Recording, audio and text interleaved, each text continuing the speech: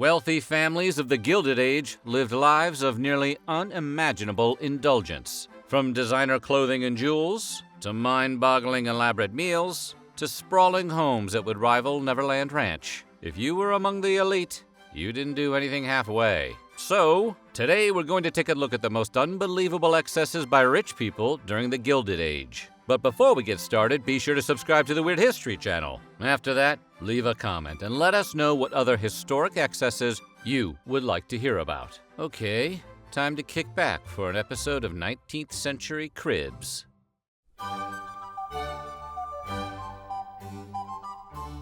The rich of the Gilded Age literally had more money than they knew what to do with. So they were always looking for new and interesting ways to spend it, because giving to the needy was out of the question. Ostentatious costume balls and themed parties became popular as a way to make a show of spending huge amounts of cash on items that would be used for just one occasion, before being tossed out or closeted away. Picture one of those mutants from My Super Sweet 16 throwing themselves a party every month, and you get the idea. One of the most famous events was held on March 26, 1883. It was an extremely elaborate costume ball to mark the housewarming of Cornelius and Alva Vanderbilt's New York townhouse, which was being built in the design of a French chateau. There was a bit of a problem, though. The Vanderbilts were new money and not established in New York society. This was a humiliation, especially to Alva. So she planned the party to end all parties, and even invited the media in to tour the new house and view the fancy party decor. Most of us only see reporters at a housewarming when they follow the police there. The costumes were all custom-made and imported from Europe, depicting real and mythological figures from throughout European history, like Henry V and, I don't know, Hagrid, probably. The house was decorated in silver and gold finery, and the floor was transformed into a tropical garden. Not too shabby.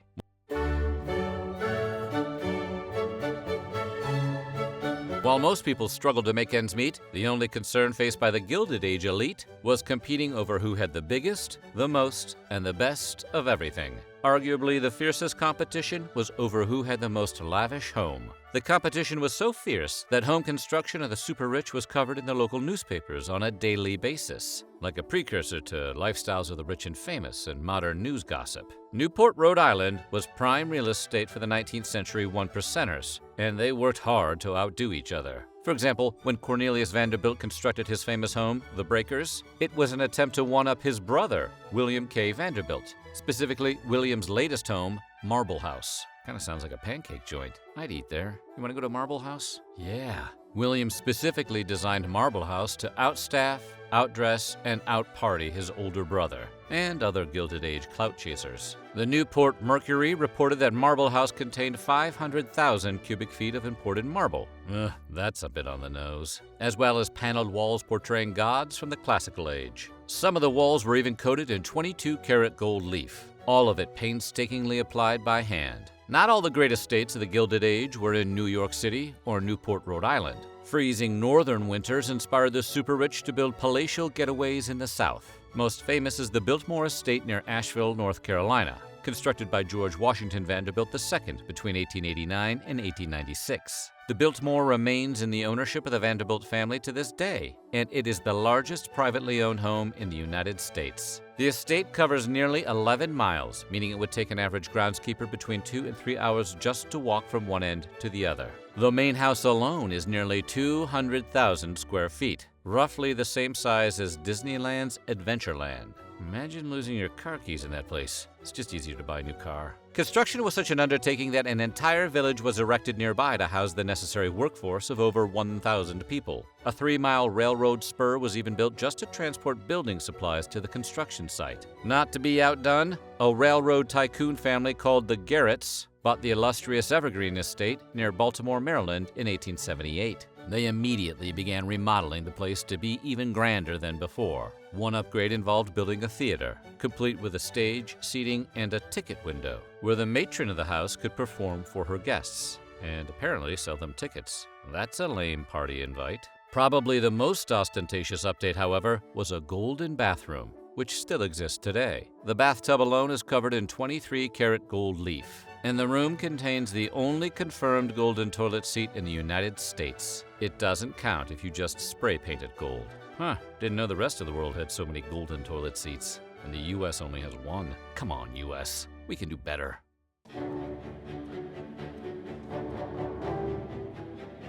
One of the main objectives of life during the Gilded Age, if one could afford it, was to see and be seen in the most luxurious way possible, and the arrival of the age of railroads was no exception. Luxury cars hadn't been invented yet, so trains were the next best thing. By the 1870s, private railroad cars were the most fashionable way to travel. But humble wooden coach seats wouldn't do. These cars needed to be opulently decorated, or else why bother being seen in them? No. The decor inside these private cars was closer to a governor's mansion than a passenger train. Walls were lined in velvet, seats were upholstered in plush, and many of them even included bedrooms, running water, and a private water closet. Nowadays, all that money just gets you 3 inches of legroom.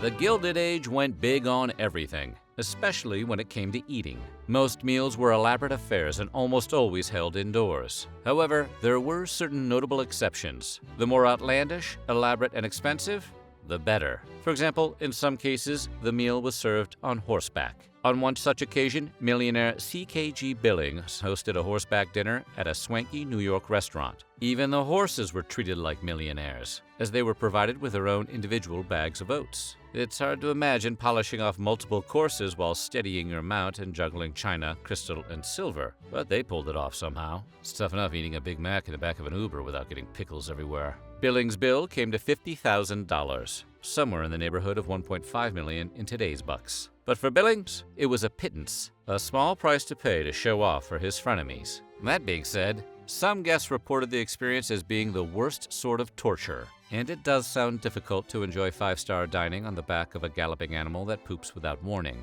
Enormous appetites and equally enormous waistlines were also encouraged. A portly physique was seen as a symbol of status, presumably because much of the rest of the country was literally starving at the time. One standout eater from the era was railroad tycoon Diamond Jim Brady. Now that's the name of a competitive eater. You can really picture Diamond Jim Brady putting a hurt on some pizza. A prominent restaurateur reportedly once claimed that Brady was the best 25 customers I ever had. Brady would start early with an elaborate lunch each day, often including 2 lobsters, deviled crabs, clams, oysters, and even beef. Dinner might include even more dishes than lunch. He was the most formidable opponent any surf and turf buffet ever faced. When it came to beverages, Brady was a teetotaler, abstaining from all alcohol and preferring to wash down his rich courses with a river of orange juice. His gal pal, Lillian Russell, was also a big eater. On at least one recorded occasion, the two decided to have an impromptu corn-on-the-cob eating competition, just like 2 characters in an old-timey cartoon.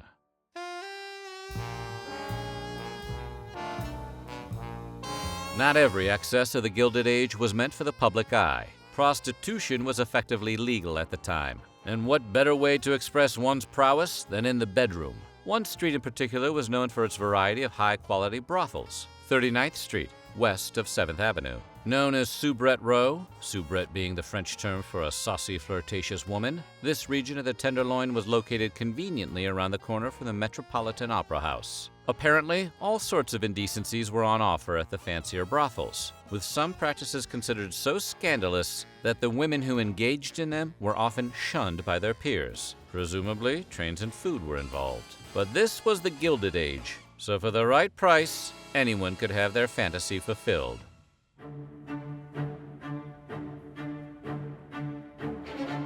If Gilded Age wives were in a furor over their husbands' lecherous activities, at least they had money to comfort them. After all, no self-respecting robber baron would want his wife going around looking like some dirty mere millionaire. To that end, Gilded Age ladies were all but dripping with jewelry and other finery. Famous jewelers of the period, including Marcus & Company and Tiffany & Company, designed an array of pieces using rare materials including ebony, diamonds, sapphires, pearls, emeralds, aquamarines, enamels, and of course, silver and gold. Silver and gold. These precious metals and stones would be fashioned into tiaras, pendants, elaborate necklaces, watches, dresser sets, earrings and bracelets, and more. Enough bling to turn any Gilded Age gal into a blinding avatar of wealth and excess, and to keep her off her husband's back while he visits Soubrette Row.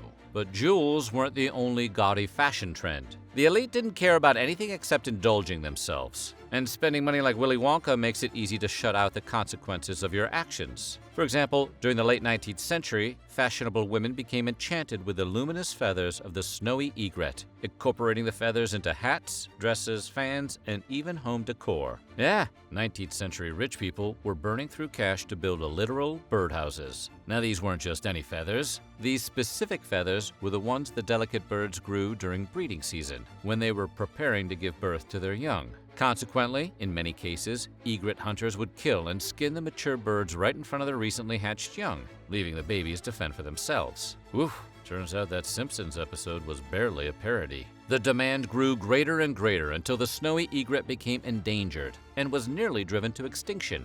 To the credit of at least 2 society women, the species was saved at the last minute. An enormous campaign to protect the snowy egret and other birds killed for their feathers resulted in the Migratory Bird Act of 1913, which ultimately became the Migratory Bird Treaty Act of 1918. So something good did come from all that spending, even if it was totally by accident. So what do you think? What was the most unbelievable excess of the Gilded Age? Let us know in the comments below, and while you're at it, check out some of these other videos from our weird history.